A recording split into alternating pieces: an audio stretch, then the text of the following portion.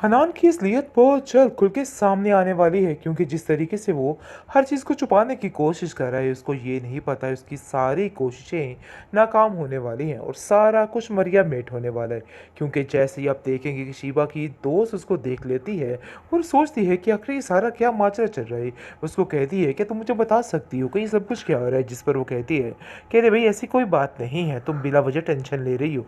जिस पर वो हनान को कहती है कि हनान देखो ज़ारा किधर है, तो मुझे साफ साफ बताओ कुछ तो तुम ऐसा कर रहे हो जिसकी वजह से कोई गड़बड़ हो रही है। इस पर शिवा बोल उठती है और कहती है कि ज़ारा अब उसकी ज़िंदगी में नहीं है और ये बात तुम बार बार करने की कोशिश मत करो, देखो यहाँ से चली जाओ।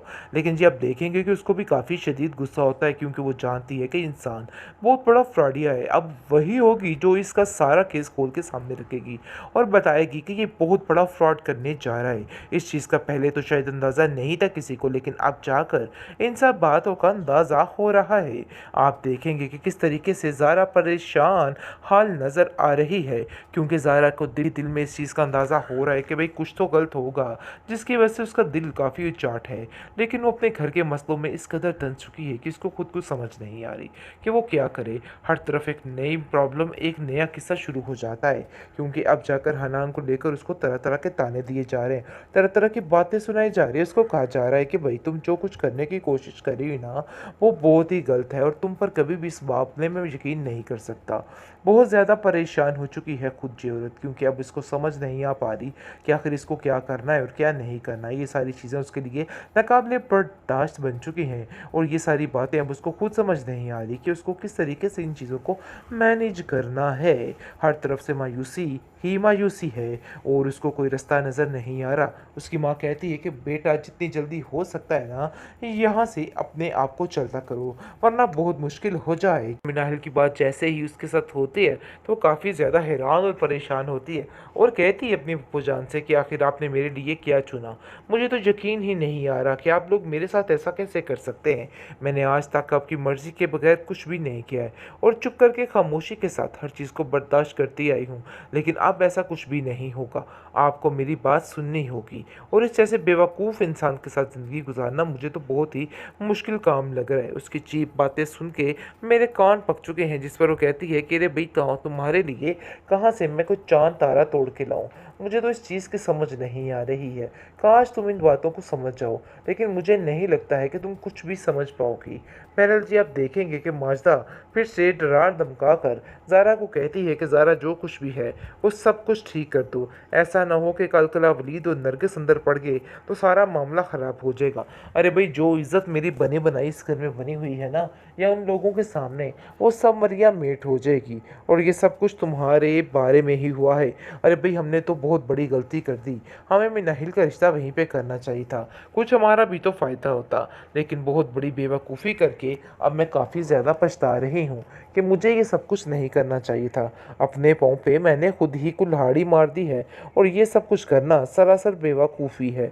इसलिए जी आप देखेंगे कि वो काफ़ी ज़्यादा परेशान है और सोच रही है कि आखिर वो क्या करे क्योंकि ये सारी चीज़ें उसकी समझ से बाहर होती जा रही हैं और उसको कुछ समझ नहीं आ रहा कि आखिर उसे क्या करना है क्योंकि वलीद ने बिल्कुल समझ से बाहर हर चीज़ करती है और सब कुछ खुदा के भरोसे छोड़ दिया है कि सब कुछ ठीक हो जाएगा। और अब वो बिल्कुल किसी बात की टेंशन नहीं लेगा बल्कि अपनी माँ को भी कहता है कि मैंने सब कुछ अल्लाह पे छोड़ दिया है, मुझे यकीन है कि बहुत जल्द सब ठीक हो जाएगा। उसकी माँ कहती है कि तुम्हारी बात बिल्कुल ठीक है और मुझे तुम्हारा ये हौसला देख के काफ़ी ज़्यादा खुशी हो रही है।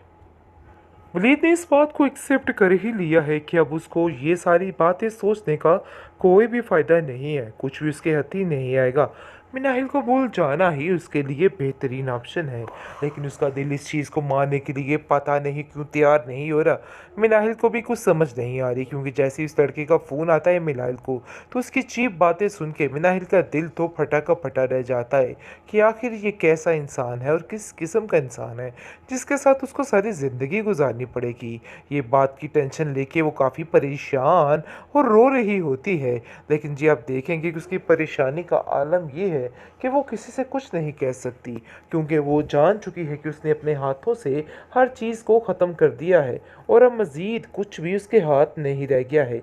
ये बातें समझने में शायद उसको वक्त लग गया। आप देखेंगे कि किस कदर परेशान हो चुकी है ज़ारा, क्योंकि ज़ारा पर तरह तरह की बातें और ताने कसे जा रहे हैं और उसको बताया जा रहा है कि सब कुछ किया धरा उसका है और सारा कुछ जो लवाजमात लेकर मिनाहिल का इन लोगों ने अपनी शोशाह बनाई थी, सारी खुल के सामने आ गई है और सब कुछ पता चल चुका है। लेकिन फिर भी वो ठाठ के साथ कहती है कि मुझे किसी बात का कोई इल्म नहीं है और बराए मेहरबानी मेरे ऊपर किसी बात का कोई इल्ज़ाम ना लगाया जाए, क्योंकि मैंने ऐसा कुछ भी नहीं किया है। और अगर आप लोग ऐसे सोच रहे हैं मेरे बारे में, तो अपने जहन से सारी बातें निकाल दें, क्योंकि मैंने कुछ भी नहीं किया है और ना ही हनान ने कुछ किया है। भाई हनान की तो बाजी ऐसे खुलने वाली है ना, और हनान को सब पता चलने वाला है कि आखिर किस पाँव क्या बिकती है, क्योंकि पहले वो इन सारी चीज़ों से नावाकिफ़ था, लेकिन ज़ारा को धोखा देने में उसने कोई कसर बाकी नहीं छोड़ी है। और ये बात उसको अब समझ आ रही है कि आखिर ये क्या मामला चल रहा है, क्योंकि बहुत जल्द सब कुछ खुल के सामने आ जाएगा और ज़ारा को हर बात का इल्म हो जाएगा कि आखिर क्या हुआ उसके साथ और क्या नहीं हुआ है। दूसरी तरफ मिनाहिल की बात जैसे ही उसके साथ होती है, तो वो काफ़ी ज़्यादा हैरान और परेशान होती है और कहती है अपनी फूफो जान से कि आखिर आपने मेरे लिए क्या चुना। मुझे तो यकीन ही नहीं आ रहा कि आप लोग मेरे साथ ऐसा कैसे कर सकते हैं। मैंने आज तक आपकी मर्ज़ी के बगैर कुछ भी नहीं किया है और चुप करके खामोशी के साथ हर चीज़ को बर्दाश्त करती आई हूँ, लेकिन अब ऐसा कुछ भी नहीं होगा। आपको मेरी बात सुननी होगी और इस जैसे बेवकूफ़ इंसान के साथ ज़िंदगी गुजारना मुझे तो बहुत ही मुश्किल काम लग रहा है। उसकी चीप बातें सुन के मेरे कान पक चुके हैं, जिस पर वो कहती है कि अरे भाई कहाँ तुम्हारे लिए कहाँ से मैं कोई चाँद तारा तोड़ के लाऊं। मुझे तो इस चीज़ की समझ नहीं आ रही है। काश तुम इन बातों को समझ जाओ, लेकिन मुझे नहीं लगता है कि तुम कुछ भी समझ पाओगी। बहरहाल जी, आप देखेंगे कि माजदा फिर से डरा धमका कर ज़ारा को कहती है कि ज़ारा जो कुछ भी है वो सब कुछ ठीक कर दो। ऐसा ना हो कि कल कला वलीद और नरगिस अंदर पड़ गए तो सारा मामला ख़राब हो जाएगा। अरे भाई, जो इज़्ज़त मेरी बनी बनाई इस घर में बनी हुई है ना, या उन लोगों के सामने, वो सब मरिया मेट हो जाएगी और ये सब कुछ तुम्हारे बारे में ही हुआ है।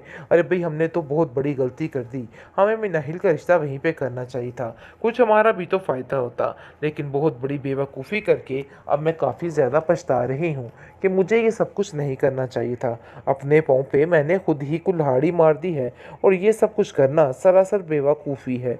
इसलिए जी, आप देखेंगे कि वो काफ़ी ज़्यादा परेशान है और सोच रही है कि आखिर वो क्या करे, क्योंकि ये सारी चीज़ें उसकी समझ से बाहर होती जा रही हैं और उसको कुछ समझ नहीं आ रहा कि आखिर उसे क्या करना है, क्योंकि वलीद ने बिल्कुल समझ से बाहर हर चीज़ करती है और सब कुछ खुदा के भरोसे छोड़ दिया है कि सब कुछ ठीक हो जाएगा। और अब वो बिल्कुल किसी बात की टेंशन नहीं लेगा, बल्कि अपनी माँ को भी कहता है कि मैंने सब कुछ अल्लाह पे छोड़ दिया है, मुझे यकीन है कि बहुत जल्द सब ठीक हो जाएगा। उसकी माँ कहती है कि तुम्हारी बात बिल्कुल ठीक है और मुझे तुम्हारा ये हौसला देके काफ़ी ज़्यादा खुशी हो रही है।